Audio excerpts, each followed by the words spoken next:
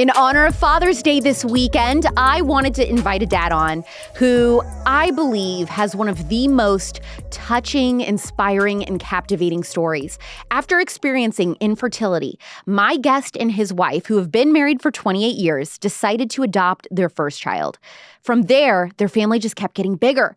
6 kids later, and being blessed with a son who has Down syndrome, they are now in the process of adopting a 14-year-old girl in Colombia who has no idea. The story will move you to tears, and I have been wanting to do an episode that focuses on adoption and the peaks and valleys of special needs parenting, and I thought immediately of this guest who I've watched through his viral family vlogs and posts for years. Their family's content and stories have been shared everywhere. International media outlets, the BBC, the Today Show, all kinds of stuff. And this week on the Spillover, discussing all things fatherhood, navigating domestic and international adoption, and the blessing of seeing the world through the eyes of someone with Down syndrome is blogger, vlogger, and photographer Alan Lawrence from That Dad blog. I have followed your family for years, I feel like, definitely the last several years. And I think that you are one of the most fun, adventurous, and creative dads on the internet. Thank you. I like that one, yeah. Oh, I love your content. And I know that you've been written about in everywhere from Time to the BBC, which is crazy. You've had all of this viral success, just kind of documenting what it's like being a dad. It's been fun, yeah. And so I just have to tell you, I think I wanted to have you on for Father's Day because I knew your story would blow people away. Yeah, I'm excited. We finally got to meet because I've been following you forever, and we feel really blessed to have that voice on different platforms and media outlets to share about fatherhood and about having a child with special needs and a big family and all those fun things. And so we just like to wrap it all up in a big fun package and send it out to people. So, well, you've got 6 kids. 6 kids right now. One with Down syndrome who loves drinking ketchup. Yes. I need to know why there is not a reality show about your family. I don't know. We get people asking that all the time. And, I think that's what the blog is for, but who knows, right? And it's just like so many things. People are like asking us all the time, like, are you planning this stuff? Or is like this? And I'm like, this is our life, guys. This is every day. This is happening, And so having a big family, you just have to welcome those kind of things all the time, Well, that's what's interesting about your content is that I think that there are YouTube vlogging families and all this stuff where everything is planned on what's going to go viral, what's going to do well. Whereas you kind of post things about your family in real time as they're happening. Where you're like, this is a really cute or funny or endearing moment with my kids. Yeah, it's been really, every day is different. And I have ADD, and so I'm the most unorganized person. And so a lot of times it's just like having the camera out and going. And, all of my kids have so unique personalities, each one of them so unique. And so it's just like, I don't have to make up this stuff. But that's what I like. like. I need to. Every person in your family, it's like they have a character, but it's very natural. Like Nikki is very much her own person, your wife, and then each of your kids, I'm like, oh, this is this person, which makes it so fun. Your content is so fun. And I want to talk about so much things with your family. Okay, so we have to go to the beginning, which is how you and your wife, Nikki, met and got together. So Nikki and I met, probably not the most romantic way we met, but we both were working at McDonald's. And just happened to see her and thought, you know what, this is a pretty beautiful girl, and I'm going to ask her out. And so I went to ask her out, and apparently another guy had beat me to the punch. And she was like, oh, I'd love to go out with you, but I'm going out with Tim. He asked me out on Saturday. And so I said to her, well, just tell him you're going out with me. And she's like, I don't know how to do that. I'm like, tell him you're washing your hair. And so she went and told Tim, she's like, I'm washing my hair. I can't go out with you. And so Nikki right away was like, that's the thing I loved about you is just kind of your confidence. And so anyways, so I waited until she was 16 not marry her, but to go out with her. And so we kind of got married young. Like I was barely 20 and she was not quite 18 when we got married. Oh my God, the tea. Typical Utah family, I guess, right? Typical marriage in Utah. But anyways, yeah, that's kind of our love story, how we met and got together. And that was, 27 years ago. And here we are now. Your big family started with adoption, actually. What led up to that decision? What was going on in the dynamics of your and Nikki's relationship? Yeah, so great question. So Nikki and I both come from big families. I had 5 siblings. She did as well. And so it was kind of one of those things like as we were dating, we're like, things started to progress and we're like, so you like big families? And you're like, yeah. I'm like, okay, we can keep this relationship going. Yeah. And so as soon after we were married, wanted to start our family and soon discovered that Nikki had PCOS and we were working through that. And so for 5 years, we tried different infertility things and issues to try to start our family and just felt really strongly that we needed to look into adoption. And so we went down that road and it's kind of unique. Within a year, we had a birth mom come forward who was looking to place her daughter. And that's how we started our family. And so kind of a unique circumstance because we didn't think we would ever have children biologically. And so adoption was like this perfect way of starting our family. And we have an open adoption as well with our daughter's birth mom. And then a year after we had our daughter placed in our home, Nikki miraculously was able to get pregnant, and the Lord just wanted us to start our family through adoption. And so that's how it all started. And then now we're 6 kids in, and who knows what will happen, right? That's very unique to have an open adoption where the mom was like, sure, absolutely, I'm gonna place my child for adoption and, be involved and let them get to know me. Is she somebody who consistently has been a part of your daughter's life? Absolutely. Yeah. We feel really, really blessed to have an open adoption with her. And it's so much as like our daughter has gone on vacation with her birth mom and we're really good friends and are able to communicate with them, which I think is so helpful for our daughter to kind of have that background and to be able to meet with her and feel comfortable with her. But yeah, it's definitely something that's very unique in adoption to have an open adoption like that. And so how old was she whenever Nikki found out she was pregnant for the first time? So Gracie was, she was born in 2002. And so 2 years, she was 2 when our son was born, Zaccardi. Okay. And so walk us through the ages of all of your kids and their different personalities. Okay. So Gracie she's 20 and she's our introvert, super smart, book smart, photographic memory. Zaccardi is our outgoing, very confident kid. He loves doing all things that are dangerous, like dirt biking, all those sorts of things, and just very charismatic. And then Nicholas, Zach is 18, Nicholas is 16, and he's kind of a mix of all things. He's got a big heart, kind of likes to be a little rebellious and fun, and he's an amazing chef. And then Allie, our 14-year-old, she is just a sassy. Let me tell you something about Allie. Allie is probably my favorite. Really? I think she is one of the funniest teenagers ever. She just has the biggest heart, and like every day is so unique with her. She's just like she is definitely one that needs her own talk show. Yes. Like, absolutely.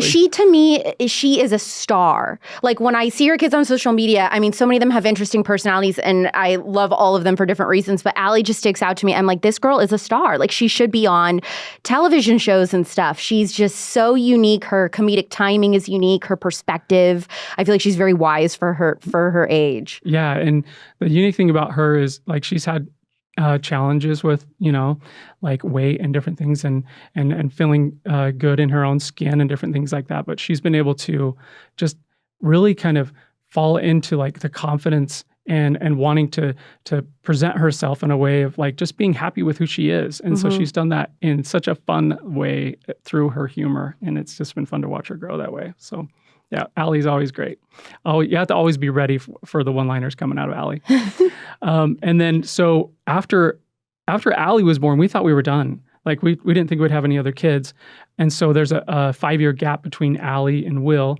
And so it was really interesting. One day we were just in the house and we thought we were done with all our kids. And I remember just sitting there thinking to Nikki, I'm like, okay, we got all the kids. Let's pull them into dinner having dinner around the table. And I said, is this everybody? To Nikki, and she's like, yeah, everybody's here. And I'm like, I feel like we're missing someone. And she's like, oh no, here we go.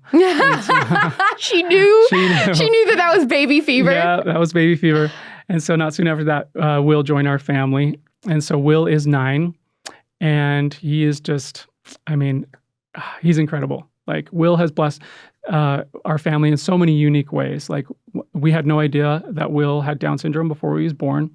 And I mean, it's a long story about just coming in and understanding what a blessing having Will in our family would be, and kind of the start of like me originally learning that he had Down syndrome and feeling, just I guess a lot of like selfish pride, and kind of diving into the unknowns of like what that meant to have a child with Down syndrome, and I spent a lot of time just focusing on the negative. And I'd like to share a lot more about that. Oh, yes, we are. After you give us the whole, breakdown of the kids, Yeah. I have a lot of Will questions. Okay, great. And so then Rocco, who is almost 8, he is our little spunk. He's like got a great heart. He's like a miniature version of Nikki. Right. And he's just so cute. And he's our little elf. We call him our little elf. And he is, am I wrong in this in thinking he is very like a sentimental child? Oh, yeah, very much so. Okay. Yeah, very much so. Like we just got a text from someone, a neighbor who's watching him, and she was feeding him breakfast. And he's like, "Oh, this breakfast is so great. Thank you so much. You're such a great mom." That sort of thing. He's just very endearing that way. And so we love that. Okay. So how familiar were you with Down syndrome before having Will?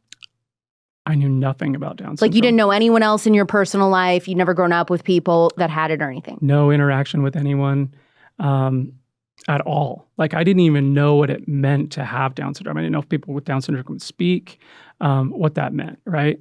And so when Will was born, I'll back up a little bit. Like a month before he was born, I had this strong impression that he was going to be different than our other children. And I wasn't quite sure what that meant. And so I remember just working at my computer, and I felt this strong feeling that your son Will is going to be different than your other kids. And I thought, great, he's going to be a leader. He's going to be some attribute that's just different from the kids. And then a couple weeks later, I got this very distinct feeling that he was going to be born with Down syndrome, and which is very rare because, like I said, I didn't know anyone with Down syndrome. I didn't know what that meant. And it was just very strong impression. And so in my mind, that was God just kind of giving me this like precursor to, just like helping me to kind of like lean into that. But I kind of let it go. I asked Nikki, I'm like, so you're a little bit older. Like, what are the chances of our son being born with Down syndrome? And how old was she when she was pregnant with Will? She was 35 when she was pregnant with Will. And so, I asked her, like, what are the chances of that? And she's like, well, the doctor didn't feel like there was any, prenatal tests that need to be done or anything like that. So I'm like, okay, I'm just going to let that go. And didn't tell Nikki about this kind of feeling that I was having. And then when Will was born, I remember they brought him over to the table, and they're like cleaning him off. And I'm like one of these dads that I like to get right there when my kids are born, because like I have this like anxiety. Like I want them, the first thing they see is to see me, right? So I'm like pushing nurses out of the way. I'm like leaning in there, and he opened his eyes, and I could tell right away that he had Down syndrome. And I just felt like my whole world was rocked at that point. And I even remember asking the nurse, I was like, oh, I think you need to put more of that liquid in his eyes. Maybe his eyes are a little swollen. And she's like, no, he's good. We're done. And I'm just looking at him, and I remember just feeling like everything was done. Like, just like this complete like darkness coming over me, because I was like rolling into these emotions of like, what does this mean for our family? And who was the first person to acknowledge him having Down syndrome to the other between you and your wife? So as I'm looking at him and I'm this photographer, I'm taking all these pictures. And then when I realized he had Down syndrome, I was kind of like went into this pause mode. And I remember the nurse coming over and saying to the doctor, I'm noticing some attributes. And that's all they said. And the doctor said, yeah, I can see those as well. We'll have to talk about that. And that was like a confirmation for me. And then they brought Will over to my wife and placed him on her chest. And then they started to talk to us about Down syndrome. And I remember it was really interesting because I'm just like dwelling on all these bad things, all these unknowns, and, what this might be, how this might impact me, like this selfish side of me. And I remember Nikki thinking or saying to me, like, he has Down syndrome. I'm saying, honey, he has Down syndrome. And she was saying, but he's healthy. He's here and he's our baby. and God has blessed us with this baby. So we'll figure this out. And I'm like, just thinking, oh, okay, whatever, and going through that. And so then it wasn't till like, it took me a good few weeks before I started to come into like recognizing what a blessing Will was going to be for our family and for myself. And it was kind of unique. We're in the hospital. Before we had left the hospital, I remember listening to Nikki talking on the phone with people who were asking about Will.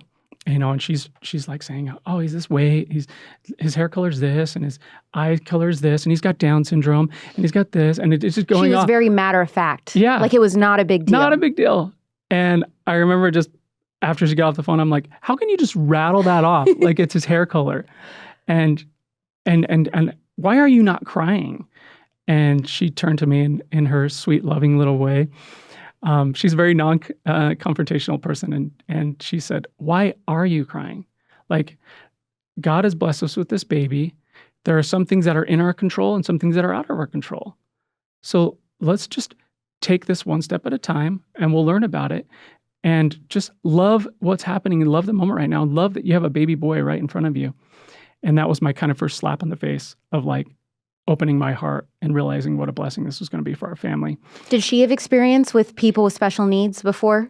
No, same thing. Just did not know anything about Down syndrome or know anyone with Down syndrome. And so we were both kind of walking into this new chapter in our lives, her with more of an open heart and me understanding that the Lord was blessing me with a son with Down syndrome, but also helping me to become a better person through my son having Down syndrome. And so, yeah, it was really interesting. And, here's Nikki going through everything, a mom that had just given birth and now trying to babysit this husband who was trying to work through his selfish mindset. And I remember one thing she said to me that really struck me and kind of started opening my heart even more is, I always mention like, oh, I'm going to be so sad when my kids move out. And, because I love being a dad and I love being a kid with my kids. And she said, I'm going to tell you this, Christmas is always going to be magical with Will. Yeah. And I remember just sobbing after she said that. And that's like when my heart started to open. And of course, when our kids came in to see Will, and like right before they come in, I'm like feeling like this dad, I got to prepare them for this, And so right before they come in, I'm like, guys, just so you know, Will has Down syndrome. And they're like, okay, what does that mean? And I'm like, well, it means, like he might kind of have some mannerisms and behaviors like a kid for most of his life. And they're like, heck yes, that's great. Cool. Let's go see him. Why are we in here? Let's go do this. And I was just like watching them go in. They're like, they don't care. They're just going to love him for who he is. And that's just like me again, starting to be like, Alan, you need to wake up and just start listening to your kids. Your kids are going to teach you so much. And so that was the beginning of just kind of like seeing the beauty of having a child with special needs and how it's going to bless our family. Walk us through some of those initial milestones that you reach with a child with Down syndrome and how that might be different than parenting like a neurotypical kid, I guess. Is that the right way to say it? Yeah. Yeah. So that is, when you talk about milestones, that's definitely something as a parent with a child who has special needs that you just, you kind of throw your expectations out the window and comparison is going to be the thief of joy for sure, because every kid is different. Like there's different spectrums with Down syndrome. Okay. Talk about that. Yeah. So you have children that are going to be in Down syndrome that you would say are, what's the term I'm looking for? Like highly functioning? Yeah, a little higher functioning. So you're going to have kids with Down syndrome that are a lot higher functioning. And then you also have kids that could have a dual diagnosis. So some kids with Down syndrome could have autism and Down syndrome. Really? I don't think I knew that. Yeah. And so there's just a lot of, like I said, different spectrum with Down syndrome. And so Will is more on the higher functioning side. And so, like walking and different things like that, I would say, and Nikki could correct me more, but like they're a year or two behind. Okay. Right? What we'd call typical children, right? And so Will potty trained when he was 4, which actually is really unique because like and I'm going to back up a little bit too, because Nikki was feeling very inspired after Will was born, because there was this huge gap between Allie and Will. Mm-hmm. And she's thinking, Will's going to need a little protector, a little brother to kind of guide and go with him through school and all the different things. And that was truly divine, because Will, Will potty trained at 4, and everyone asks us, how did you guys do this? What is the secret? And I'm like, Rockwell's the secret. Like, get yourself a Rocco, you know what I mean? Because Will basically just wanted to, everything his little brother was doing is what he would want to do. So he's mentoring, right? And that is something that was a really sweet reminder for us about why inclusion is so important for these kids, because that's a totally different topic we can go into. But but with Milestones, yeah, it's getting your kids immersed in opportunities for the children with Down syndrome or other special needs to see other, what they'd call typical kids, reaching their milestones. And so Will, seeing his brother walk, like Rocco walked before him, and Rocco potty training before him. And now Will is, he's 9 and he sees Rocco riding his bike and he wants to ride a bike. And so, yeah, I think, as far as milestones, it's just a matter of patience. How was he with language and finally talking and everything? Well, I'm proud to say his first word was dad. So that was a bonus. That was great. Because I nannied when I was way younger, 18 or 19, I nannied for a family. They had 2 twin boys with Down syndrome that were 6 when I was nannying them. And they both still couldn't talk. They had their own little language. I would know certain sounds that they would make, what that meant. Ga meant strawberry yogurt, weird things like that. So I knew they were a little bit behind on language. So I was just curious. Well, for Will, it's been he's been able to articulate really well. Like I said, he's a little bit more higher functioning. But for people with Down syndrome, we like to compare it to like when I go into Will's class or I teach other kids about Down syndrome, I'd say it's like putting a bunch of cotton balls in your mouth and trying to talk, right? Because their muscle tone is very low, having Down syndrome, and so your tongue is a muscle, and so for them to use their tongue in articulation, it takes a little bit more time. And so we had what they call an up to 3 program. So we have someone come to our house and help learn with speech and different things like that. But the thing, and so Will is a good talker, but the advantage too that we had is he's got a lot of siblings. So he's around a lot of people hearing a lot of different words. So he has a lot of practice that way. What have been some of the most amazing pockets of joy, I guess I'll say, that you've encountered with parenting someone like Will? Just cute moments or things growing up, funny things. Sure. So, obviously, the Will Can Fly stuff that we did. Are you familiar with that? Yes, but explain to my audience who's never followed you and is just getting to know you for the first time what Will Can Fly is. Gotcha. So, when Will was learning to roll over, he would roll over onto his stomach, and when he would get on his stomach, he was trying so hard to get up and just keep moving. And he would put his arms behind his back. So he's on his stomach, and he would put his arms behind his back and flap his arms and wiggle his legs. And so for the longest time, we joked with our kids that Will was trying to fly. And we're like, one day he's just going to take right off. And it was the cutest thing. And I remember sitting in the living room while he was doing that one day, and everybody had known this in our family and community on social media, that Will had this little cute attribute. And so being a photographer, a graphic designer, all those things, I thought, let's just make him fly. Let's do this. And so my son was there, and I said, let's go outside before mom gets home. We got him in his pajamas. Let's go make him fly. And I'm going to Photoshop myself out. I'm going to hold him up. He's going to do his little wiggle thing. And then we'll Photoshop him out. And I'm going to send this to your mom and say, hey, just Will started flying. I'm trying to get him to bring him to bed. And so we took that photo. It was super cute. We posted it, and everyone just fell in love with it. They're like, oh, Will's flying great. He can do anything he puts his mind to. And was this one of the first big viral moments for your family on the internet? Yeah, and it was kind of interesting how it transpired and grew.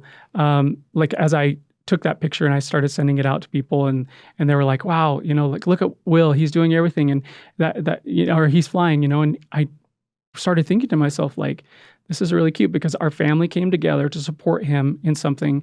And as we support him as a family, he's going to be able to do anything that he puts his mind to, right? Because like that first mindset that I had when he was born, thinking that he's going to be very limited. He's going to place limits on our family. And here he was now, like flying. And so I felt like God was telling me that this is a message that I could share with the world, also with other dads, related to not having those same sort of selfish feelings about having a child with special needs. And so I started posting more pictures. It just became like this fun activity for the family. Like, what are we going to do today? What's it going to be the Will Can Fly picture today? And so we had Will flying with us at dinner. Like, we're eating dinner and he's flying over us, or the kids are doing homework and he's, like patting a rattle on their head, or all sorts of different things. And the next thing we knew, it kind of taken a life of its own and started to grow in social media, and this message of inclusion and showing that, people with Down syndrome had so much to offer the world if we could just give them a chance and support them. And how did that even increase throughout the years? Started with Will Can Fly, then what other things did you share of Will that was just blowing people's minds or encouraging them or entertaining them on social media? So yeah, Will, it's just, the thing that's so unique about Will is he has no filter, and like he sees everybody at face value. And so when we go to the grocery store or anything like that, we always say that strangers are friends that Will hasn't met yet. So yeah. A lot of times when we take Will to the store, we're like, okay, I gotta go we're just going to get more ketchup for him, but we got to plan for like an hour, because when we go into the store, it's all the time, it's, hey, what's your name? My name's Will. What's your name? And like, do you have a dog? That's the next question every time. Do you have a cat? And so, but it has opened up so many unique opportunities for us to get to know people and to meet people that otherwise we'd just be walking past.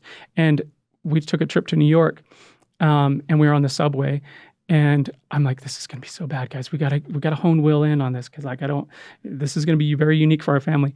And like, I'm doing different things. We had 6 kids on a subway in New York, and I turn, and Will was in his stroller and kind of scooted himself over to this gentleman who looked really rough. And he's like, hey, what's your name? And the guy kind of looks over at him, and Will's just looking at him. He's like, you got a dog? And this guy just starts smiling, and this really rough guy, that I would have perceived as this like dangerous person. And Will was just bringing the heart into the situation and compassion. And this gentleman by the end was taking his hat off and putting him on Will. And just he has a way, he has a light to him that people with Down syndrome, I tell everybody, if you meet someone with Down syndrome for just 5 minutes, if you get to face with them, it'll change your perspective for life. Tell everyone about the ketchup. Oh yeah. So that's the ongoing ketchup saga. So I'm not quite sure when it started. I would say probably when Will was about 6 years old and he could open the fridge. So what kid doesn't like chicken nuggets or chicken fingers, and they love them in ketchup, and we just noticed, like, at the end of the day, Will was like scooping the ketchup and eating it, and so we're like, okay, whatever, kids do weird things. And then as he got older, he would open the fridge, and I noticed him in the fridge. I'm like, oh, that's so cute. And I come around the corner, and he has ketchup, and he's drinking it, just like downing it like it's an energy drink or something, and just sucking it right out of the bottle. And we all kind of joked about it and put it back and just kind of went on. Next thing we know, this became a habit. It's like, hey, let's go play outside. I'll be right back. I'm going to drink, and go to the fridge. And it's ketchup. And drinking ketchup.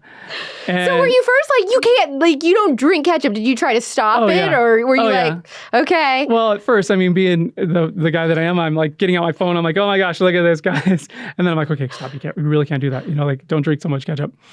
And so, yeah, we tried to curtail it. And then we've tried like swapping out the ketchup with like V8 juice. And did he notice? And so for the first little bit, so we had a little bit of ketchup in it just to kind of, make sure it wasn't too like hard of a switch.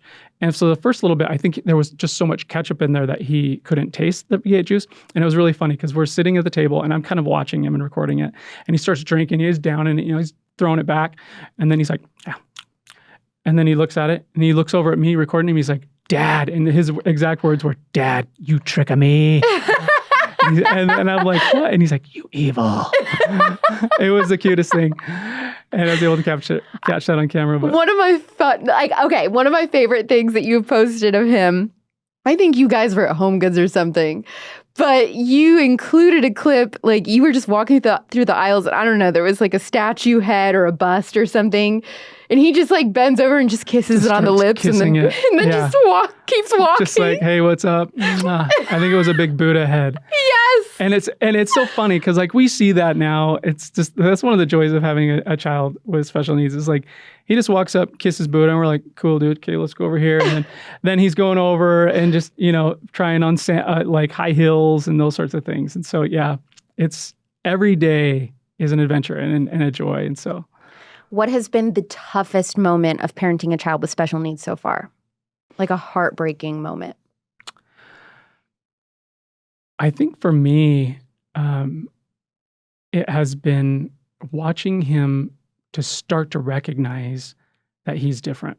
Like, I mean, he's 9, and we're really starting to notice him be aware that he's not able to learn quite up to the same level as kids his age, and the frustration that comes to him, and not really understanding why that's happening.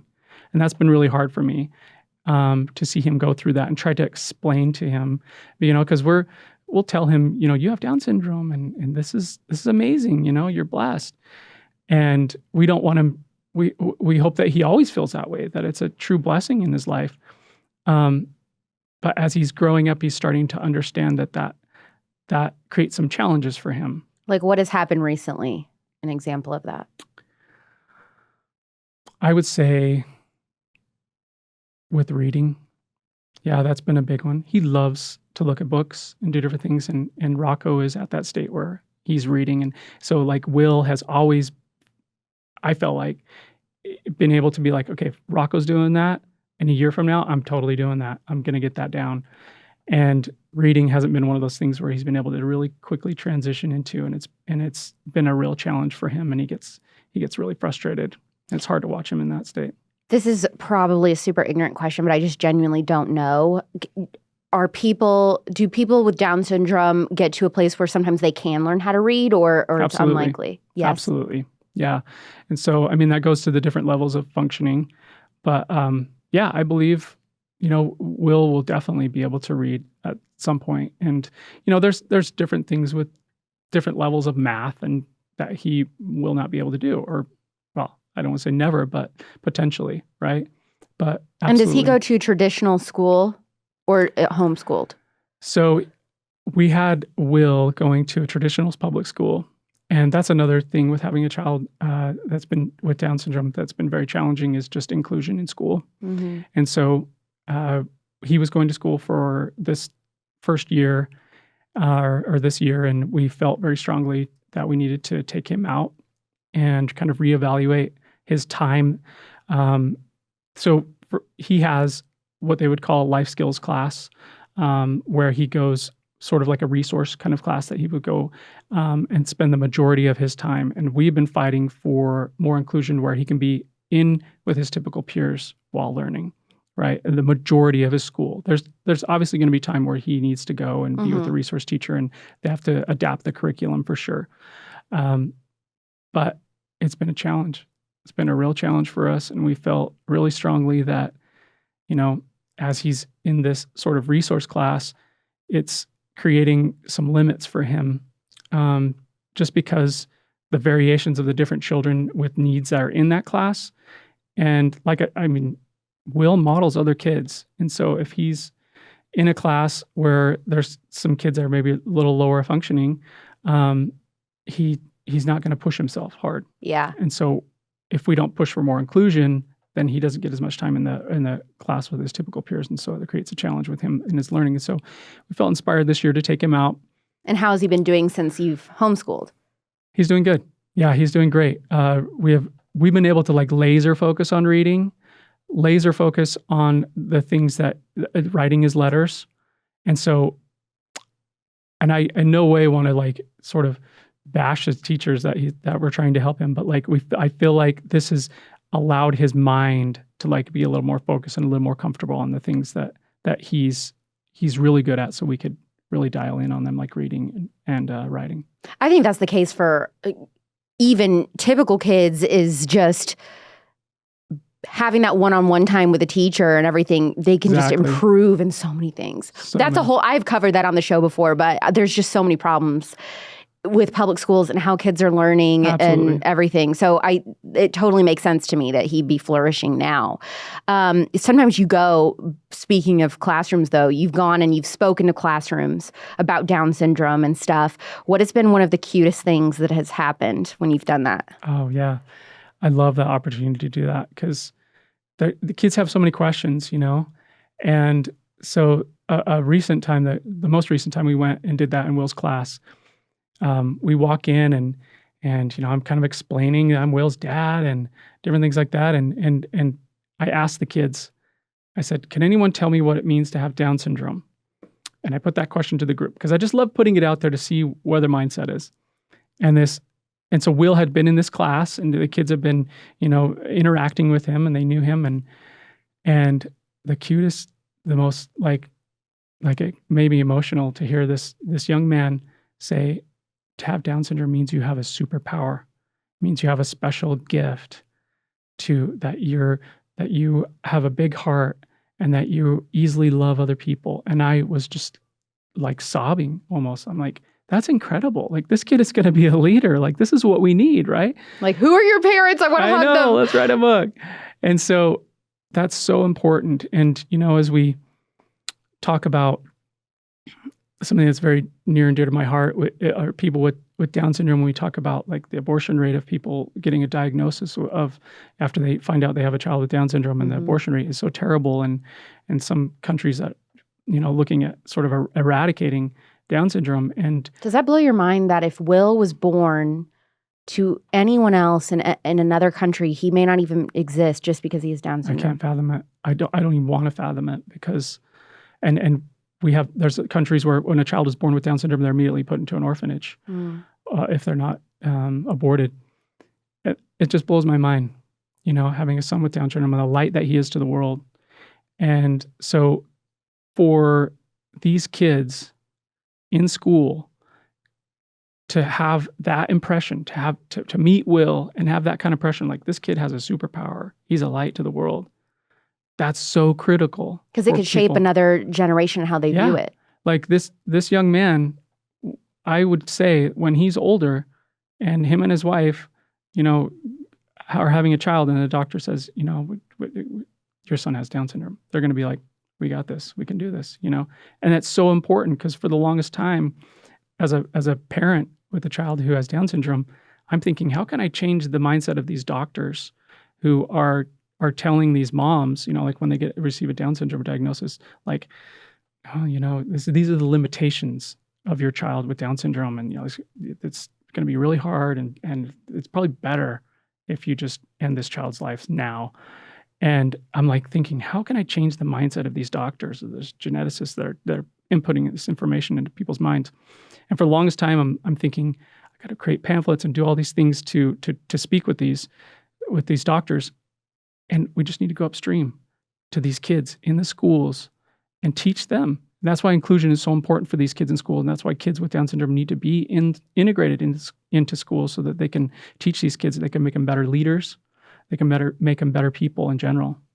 We can cut this out if you have no idea what I'm talking about, but it just popped in my mind. Did anybody ever send you, or did you see it yourself, the one of the more recent Love is Blind seasons on Netflix? There was a woman on this dating show who I guess worked with kids with special needs. And she's like, well, because I work with kids that have Down syndrome and stuff, I 100% am pro-choice because I just see how tough that is, and I think those women need to have an abortion or whatever. Yeah. I just wondered if anyone had sent you that or like what your reaction was. That stirred the tribe for sure. I can imagine that would piss me off. Oh, yeah. Like to hear her say that and to think, you're working with children with special needs. How are you? How's your heart not softened? Yeah. At what capacity are you working with these children to make a comment like that? It goes back to my whole thought of like, if you have 5 minutes interacting with someone with Down syndrome, it'll change your life forever. It'll change your heart. And so in my mind, this is my own theory. That's propaganda. That's just something to stir the pot. And so that's how I look at it. And that's how I just kind of, and you have to have, having a child with special needs, you have to have thick skin, and look at things. And I'll share a story too with that view. So on my YouTube channel, I had someone comment on one of my videos with Will saying your baby should have been killed, and you're torturing your baby by keeping him alive, and all these negative things. And it was just really hard. And Papa Bear just wanted to come out and digitally punch this person, And I felt this strong impression to take a step back, take a breath, walk away for a minute, and then come back. And I came back to this comment and I started to chat with them. I'm like, sorry that you feel that way. Like, I love my son, and he's such a blessing to our family. And the person responded negatively again, like, oh, this is propaganda, what you're doing, these are lies, you're just trying to do this for likes and different things, and wait until your child gets older. He's going to be such a burden on your life and all these things. And again, just like the rage, that wants to come out, and then stepping back and saying, like, everybody has a story. I'm going to see where this goes. I feel like God's guiding me to share more with this person. So I started talking more with them, saying, like, I know a lot of people with Down syndrome who are older, and they're a huge blessing to their family and to their community. And I'm sorry that you feel this way. I'd love to get on a phone call with you and talk about this. And we interacted, and then the heart was getting softened, and a little more and more, the negative stopped, and the person started talking to me. And then there was a pause. And then I came back an hour later, and this person commented and said, I want to let you know that I think your son is beautiful. Same person. What? Yeah. I want to let you know that I think your son is beautiful, and what you're doing is fantastic. She said, I actually have a sister with Down syndrome.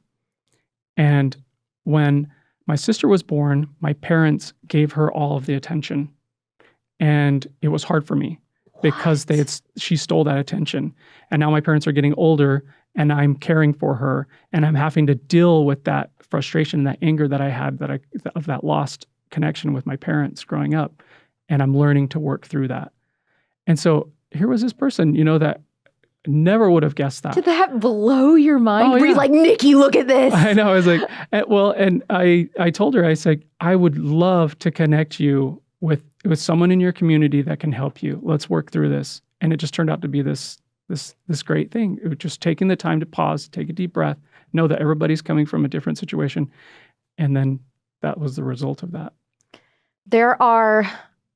There may be somebody listening right now who just found out that their baby has Down syndrome, or maybe they have a close friend or family member that just had a baby with Down syndrome.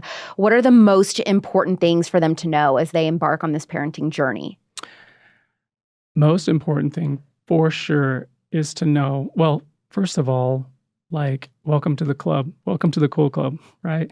And know that there's going to be challenges, but the joy is going to outweigh the challenge for sure.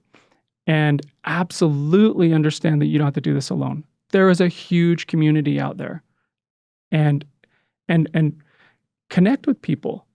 Find people on social media. I can guarantee that if you reach out to a mama on Instagram that has a child with Down syndrome and you say, I need some help, 100%, they're going to welcome you to the tribe right away. It's this unique world that I never knew existed before Will that's out there. And they'll welcome you with open arms, and also understand that your son or daughter is going to be a huge blessing to your life and to your kids' life. It's going to teach your children so much about empathy, so much about being more compassionate to people that are different. One of your older sons just took a girl with Down syndrome to the prom, didn't he? Yeah, that was amazing. And that was totally his idea. Like, just he had seen her in one of his classes where they work with kids with special needs. And she actually has Down syndrome and autism. And they just had a great time, like just. That had to have made fun. you really proud. Oh, I was crying. Yeah, super emotional, right? Proud dad moment for sure. And so another thing that I started to know with like a change with my kids after Will was born, I remember Allie specifically, we were in the store, and I'm still trying to figure this all out. And I remember Allie saying, Dad, look at that woman over there. She has Down syndrome. And I looked across the aisle in the grocery store, and here was this woman with Down syndrome. And I'm like, oh, you're right. She has Down syndrome. And she's like, wow, she's so beautiful. And I remember sobbing, thinking to myself, Will is teaching my kids things that I never could have taught them as a parent.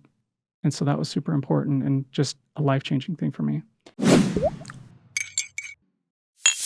My summer beauty hack, get an ice roller. Stick it in your fridge. Get an amazing serum like the vitamin C serum from Nikkis Skincare. Put that on and then use that ice roller to depuff, cool, and just tuck that serum deep into your skin. And if you're not ice rolling, what the heck are you even doing? If you're not using conservative-owned Nikkis Skincare in your home, double what the heck are you even doing? Are you trying to avoid companies that don't share your beliefs in family, freedom, faith, and femininity? Are you looking to switch up your skincare to be tailored more to the stage of life you're currently in and not the one that you were in senior year of high school? Make the switch to Nikkis Skincare today. Go to NikkisSkincare.com to see all their products and lines from hydrating and anti-aging to brightening and evening with vitamin C. Need a good conservative-owned face sunscreen for summer? They've got that too. NikkisSkincare.com with code Alex Clark for 10% off your order every time. That's NikkisSkincare.com with code Alex Clark or click the link in the show notes. How does someone with Down syndrome see the world? Well, I would say that Will specifically sees everyone as like, you're my best friend and I love you until you hurt me. Like I go into like it's meeting someone, I'm like, I don't trust you until you can prove that I can trust you. Complete opposite with someone with Down syndrome. And the other great thing about people with Down syndrome is you know where you stand all the time. Right? They'll like when he said, "You evil." Yeah. When he switched his ketchup. or they'll come up and say, "I love you." You know what I mean? And you're my best friend for life, you know, kind of thing. And it's just so, and it's genuine. When someone with Down syndrome tells you they love you, Mm-hmm. right? And they will do anything for you, and they'll always remember you. And I have older people with Down syndrome who I've met, been blessed to meet throughout the years. And they'll call me randomly. And they're like, I wrote a song for you. And I'm like, are you serious? Let me hear this. And they'll sing this most incredible song for me. And I'm like, what a huge blessing. And then at the end, they'll be like, hey, I just want you to know I love you. Okay? And I'm like, okay, buddy, we'll see you.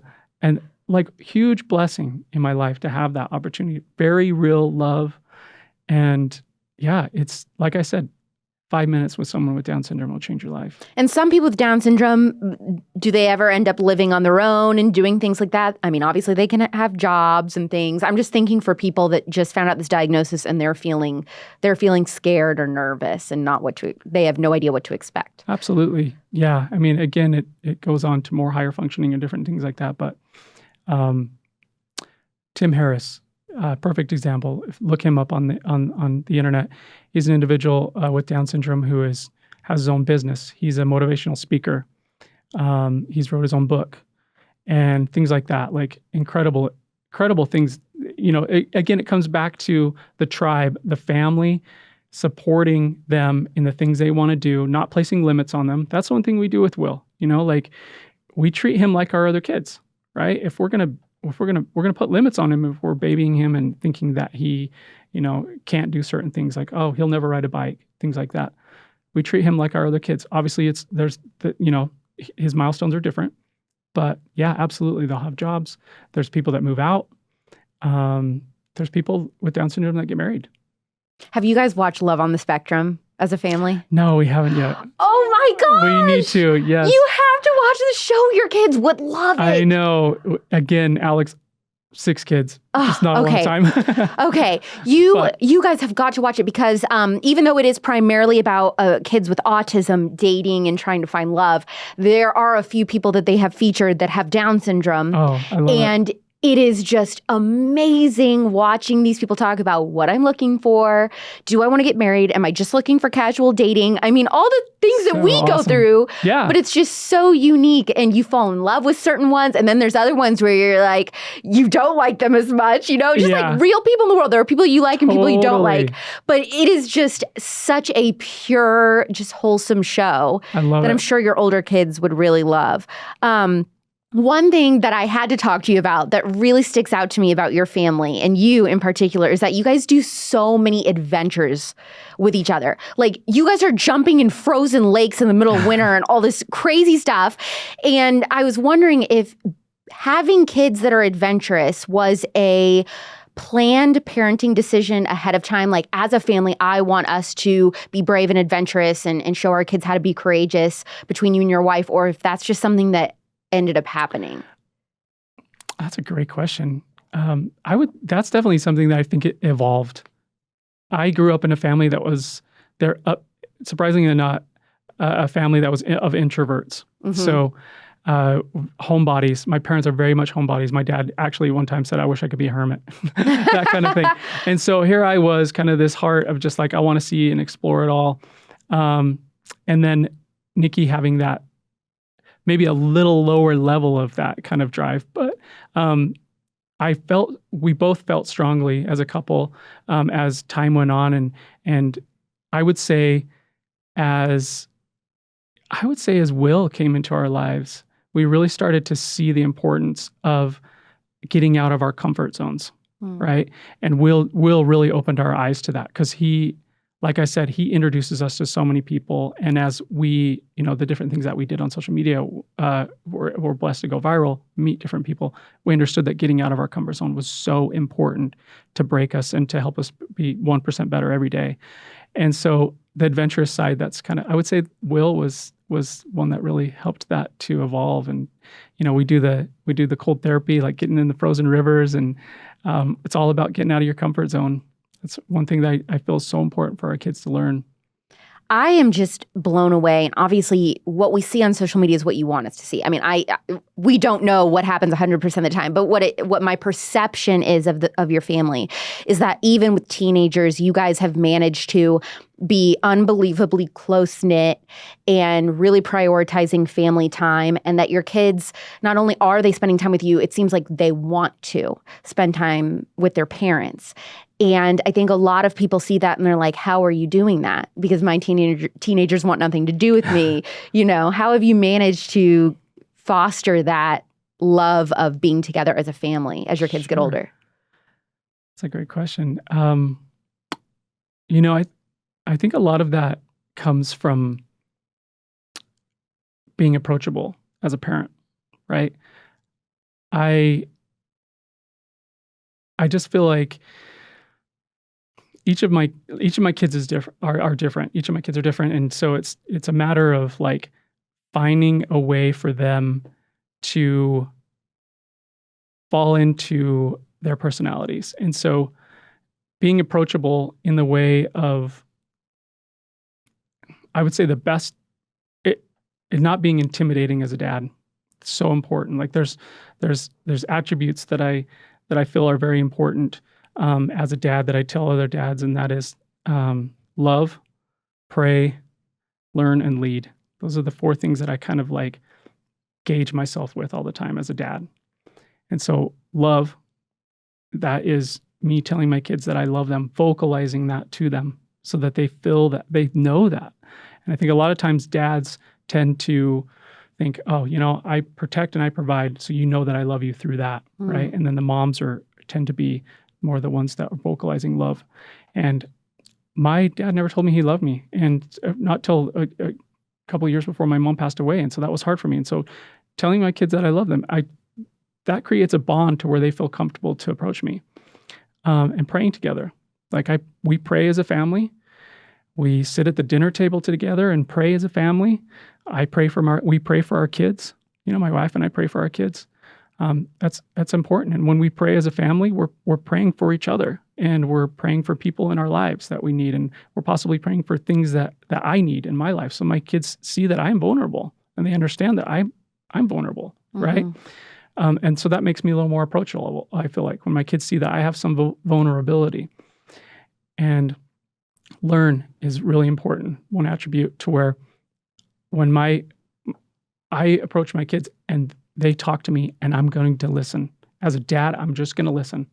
And a lot of times as a dad, we feel like I'm the teacher. I'm going to tell you all the ways to fix the problem, and that's all I'm going to do, and then move on.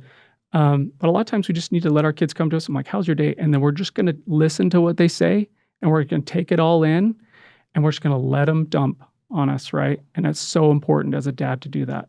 My kids, they will come, and I have to fight the urge to be like, here's the solution. I'm the great wise man to tell you what to do. Fight that urge and just let them dump. And then you can teach them, right? And then lead.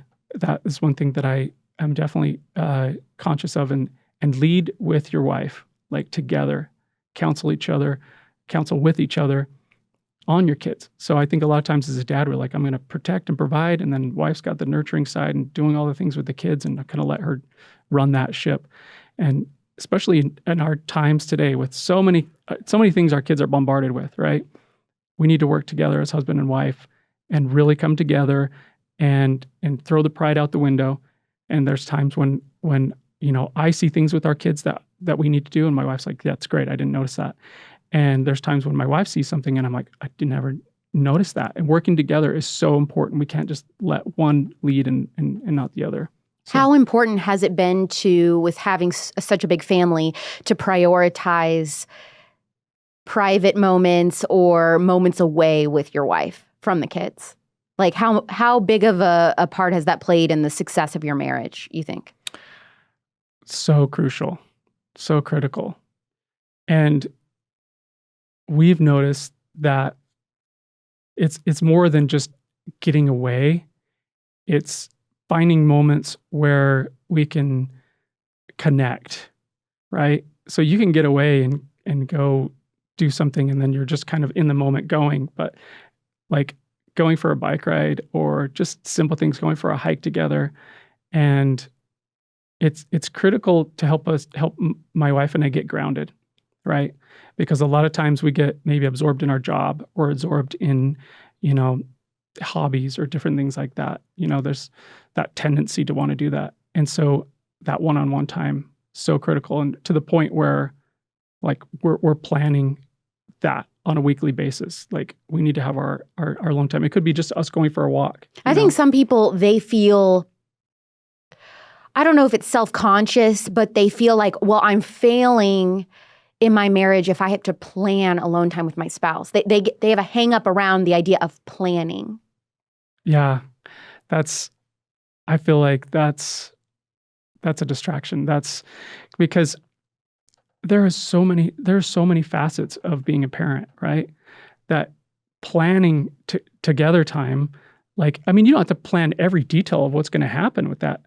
But I mean, you're going to plan things that you're doing with your children. You're going to plan things that you're going to do as a couple. So I disagree with that. I think it's important that we have those times planned out.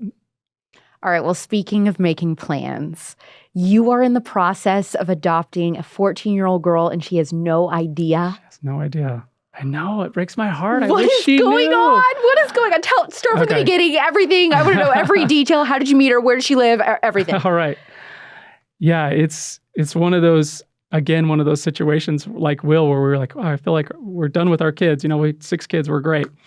And the Lord had a different plan for us, right? And so I work for an organization called Rod's Heroes, and we go to orphanages and we help children with Down syndrome or other unique circumstances, other special needs, find families who are in a situation where no other extended family wants to adopt them or anything like that. And so we're finding families for them. And we were in Colombia. So we were at an orphanage where we would call typical kids that were close to aging out. So in Colombia, when a child turns 16, they age out of the adoption process. And at that point, they're no longer adoptable. And it's really sad circumstances. Like some of these kids will end up on the streets, immediately come homeless, whatnot. And so we were there meeting at this orphanage to tell these stories of these children. And I had gone into this situation thinking I would adopt a child with Down syndrome for sure. Typical child. It's never on my mind. And as the day went on, and as we were meeting with these kids, we had this first day, and I kind of went into work mode. Like we're videoing and capturing these kids' stories. And then the next day, we had a big dance party with all the children in the orphanage. And I'm a terrible dancer. And so No, it's just you here, or you and your wife? It was just me. Okay. Me and the founder of the organization and a few other people, a film crew, videoing these kids' stories. And so I'm trying to dance with these kids and this girl who just, I had felt something when I've interviewed her. I could see her and I was like, what a confident girl. I love her. She's just seems so, there's something about this. She saw that I was a terrible dancer. She came over and tried to help me. It was cute. She had sympathy for me. And so we started dancing together and I'm telling her stupid dad jokes and she's laughing. And, as the day wore on, I just felt this like protection mode with her. And to a point where I was like feeling something, right? And so as the day wore on, I was like, where is she? And I was just kind of like dialing into wherever she was. And we started to communicate more. And I was asking her all these things that she likes to do. And I'm feeling something. And I'm like, okay, I get this all the time when I'm with a kid. I'm like, could I adopt this child? But something's a little bit different here. And I'm like praying in my heart, help me to know that maybe I'm feeling something a little more unique here. And so we were getting ready to leave. And I said, I've had so much fun with you and I'm going to miss you. And I said, I realize I've been asking you questions all day. Do you have any questions for me? And I'm using Google Translate on my phone. She speaks Spanish. I was going to say, does she speak English even? No. Oh, this is a whole nother conversation. Okay, I have so many questions about this. Okay. So you're using Google Translate. You're talking to her. What does she say about her question? And so what questions do you have for me? And she paused and she looked up at me and then looked down at the phone. Like she was really kind of thinking about how she wanted to say this. And she speaks into the phone and she hands it over to me. And I look at it and she said, I want to be your daughter. Stop. And I called her by name and I just started sobbing. And she immediately had this look like she'd done something bad. And I'm like, no, it's okay. She's like, I'm sorry. I'm like, it's okay. Because that was a confirmation for me that she's feeling it too. Like here I am feeling like I need to adopt her. And she just confirmed that. And so I replied and said, I will pray, is my response to her. Because I wasn't sure what to say. I mean, I obviously, absolutely, I want to adopt you. And so then she's like, well, I need to go to school. And I said, well, I'll miss you. And she left and she walked away and I'm just crying. And she stopped and she turned around and looked at me one last time and she waved and like, I'm sorry I said that. Is that okay? And I was like, it's okay. I'll see you. And she left and I went behind the orphanage and just cried like a baby.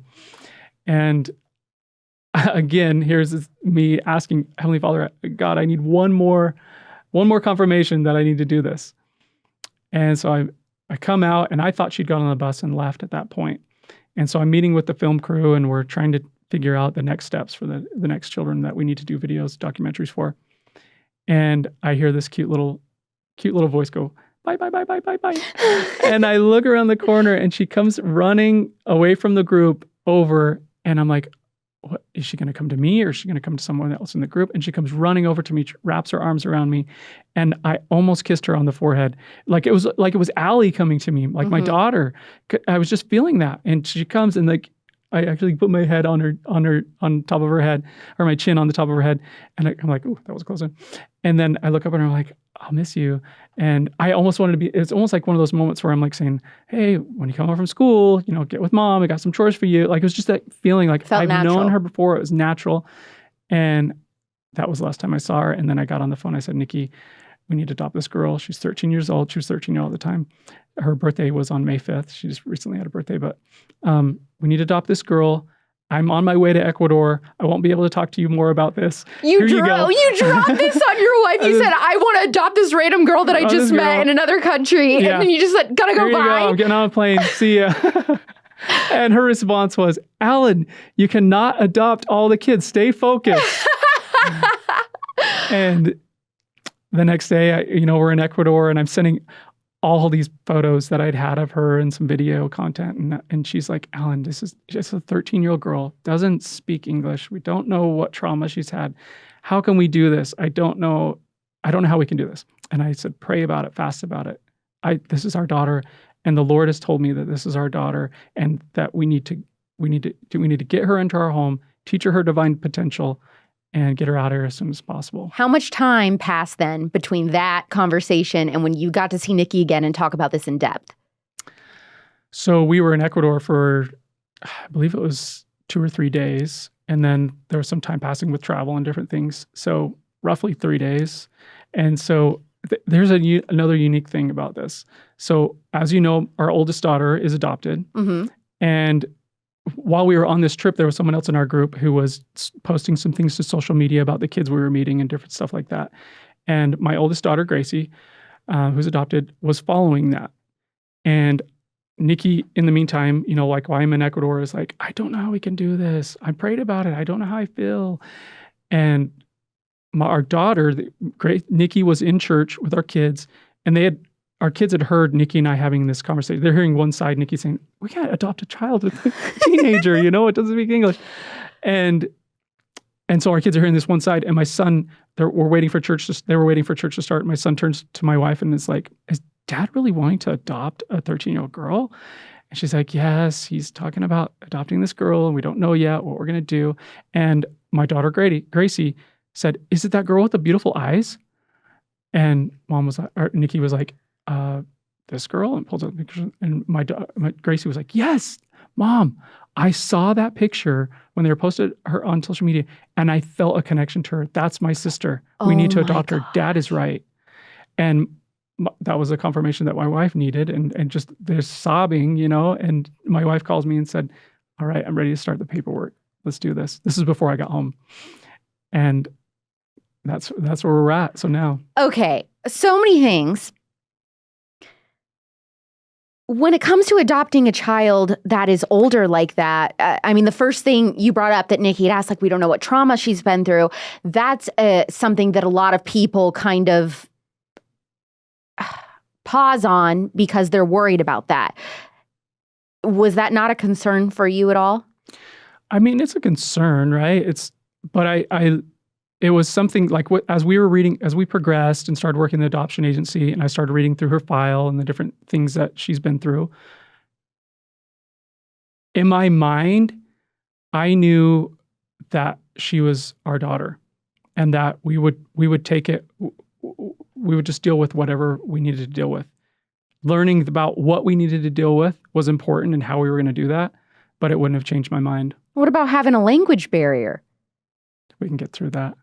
So wait, are you and your wife taking classes to learn how to speak Spanish or what? We are. We're learning Spanish and working through that. And I 100% want her to understand her culture and continue to speak Spanish. Learning Spanish has been a process for us. And there's a certain side of like, we don't want to completely just speak Spanish because we want her to adapt and learn English. And but yeah, we're in the process of doing that. We've got little Post-it notes like on the fridge, like this is what the Spanish word for like this is butter and stuff. Yeah, all this stuff all over the house. She'll have to learn how to say ketchup. Oh, 100%. Yes. Yes. I just, what I love is that you and your wife, everything has been an adventure for you. And this is another adventure. Now we're going to adopt this child. We're going to learn how to speak Spanish. It's just a whole nother adventure to do together. Yeah. Yeah. My kids, it's interesting. They're like, Dad, can we just take a breather for 1 minute for 1 year and not do something like way out of the box? I'm like, no, we got to stay. We just got to keep going where the Lord wants us to go. Let's keep our hearts open. So what happens? Like the next time you see her, is it just going to be when you're showing up to take her home or what? Like, how does this work? Yeah. So we are about 3/4 of the way through the adoption process. And so again, at this point, she has no idea that we're in the process of adopting her. Why can't she know? Part of the rules. They don't, in case something happens, okay. They don't want to have that trauma for her. And here's the cute thing that I hope that the orphanage can record in some way. So on my phone that I was using to translate, I had a picture of my family. And I would try to hide it as much as I could because I didn't want her to see that, because I didn't want to create any issues with that. But she took my phone one time. She borrowed my phone one time when I asked her that question. What question do you have for me? And she took it and she saw my family and she looked at that picture and I could tell she was looking at it. And then, I took my phone back and entered it. So we're at the point where we are going to present her with a gift to announce that we are adopting her. And so the front cover of that book is going to be the picture that she saw on our phone of my entire family. And then they'll tell her at that point. And that will probably be like a month. It won't be till about July. And so at that point, she'll know that we're adopting her. And I'm praying that I can get someone at the orphanage to record her seeing that book for the first time and knowing that we're coming. And then in July, the other unique thing is we'll travel to Colombia to bring her home. And one of the travel requirements is that we would need to live in country for 4 weeks. Oh my gosh. Yeah. What about the rest of the family? So the family is going to come out for the first 10 days, and Nikki with the older kids, and we'll be there for 10 days, and then they'll fly back, and then I'll stay there with our daughter for the remaining 3 weeks. Oh my gosh, this is like so crazy, and I'm so excited for you and to get to watch all of this go down. Can't wait. How do your older kids that are still living at home feel about this? Like all of a sudden having a sibling that's close in age. Isn't she the same age as Allie? She's the same age as Allie. That's wild. Allie is super excited. Like pumped. So are they going to share a room? Like what is advised for a child like that coming in at that age? You know what I mean? I mean, they're open to, like, she could share a room. We're going to have a separate room for her. They recommend having a period where it's kind of like what they call a nesting period after the child's home, so that you can sort of bond. And we'll do that, like where we live out in the country, we have opportunities to kind of, like do different things outside and be together. And we'll maybe not like do big trips or different things for a little while. But yeah, I think our kids have, it's really interesting. When I told my oldest son, I'm like, hey, just so you know, we're going to adopt a 13-year-old girl from Colombia that doesn't speak any English.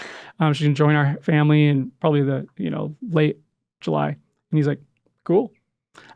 It's just like, I love that though. Very chill. Yeah. It's just like, we'll work through this. Now, what about somebody like Will though? Because I imagine, is he ever going to be able to learn how to speak Spanish or... No. Like, have you thought about that barrier of them trying to communicate?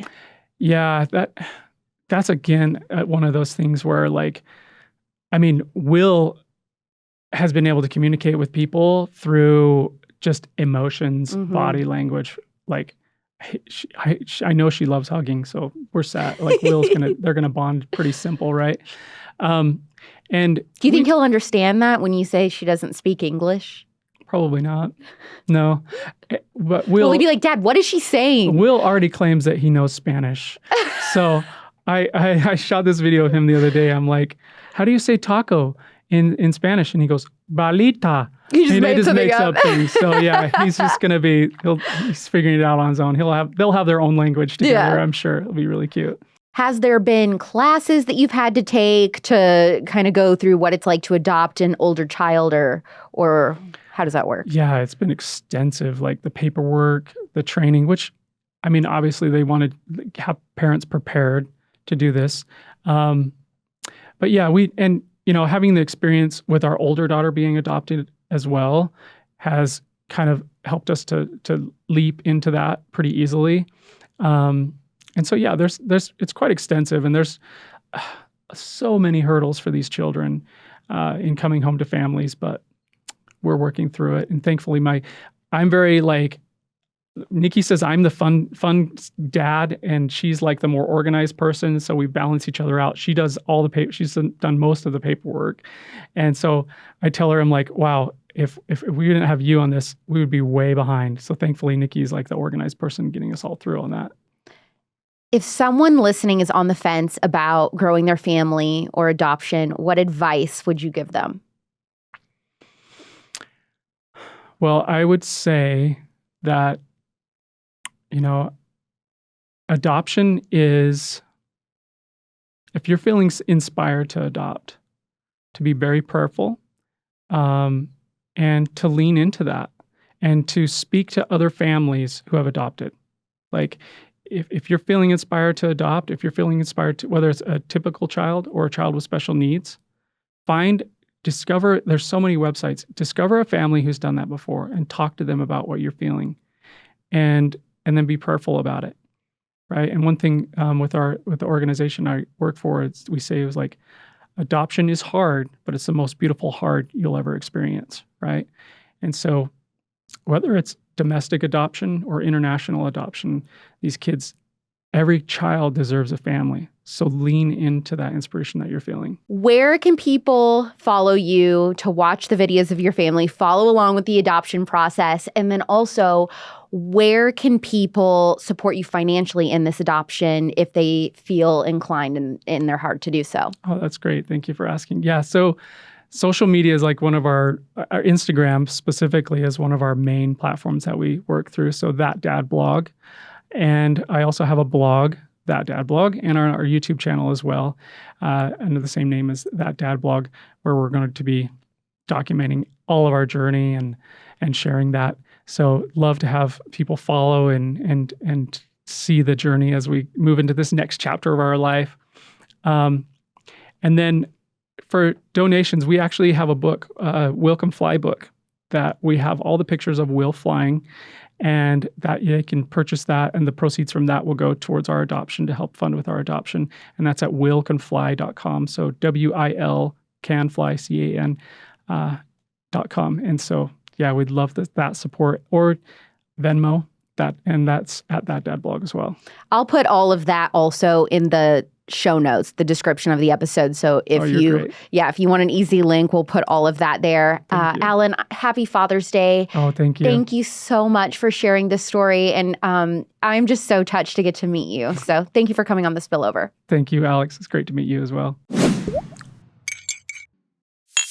You have to start following Alan's family on Instagram at That Dad Blog. It is such a special pocket of the internet that they've created that has stayed just pure and positive for so many years. And for this show, primarily having a young female audience, it's men like Alan who remind us what a godly husband and father are supposed to look like and what traits you should pray for in a future husband. Or if you're already married, pray that God will create such an overflowing love of fatherhood in his heart, just like what Alan has.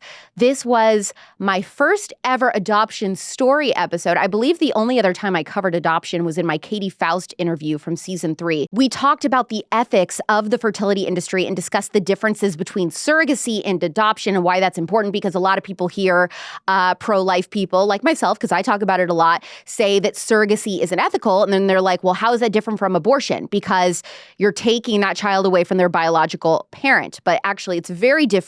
And so all those details are explained so that, you can then understand why someone may say they're pro-adoption but anti-surrogacy. If you are a special needs parent or adoption grew your family, it would be such a cool thing to share those stories with me in your 5-star reviews this week, or the Cute Conservatives Facebook group. That is like where the whole community of women that listen to this show are, and we talk on a daily basis, and it's super fun, and everybody's sharing their life stories and asking for advice and all kinds of good tea. That is basically the overflow of conversation started in this podcast.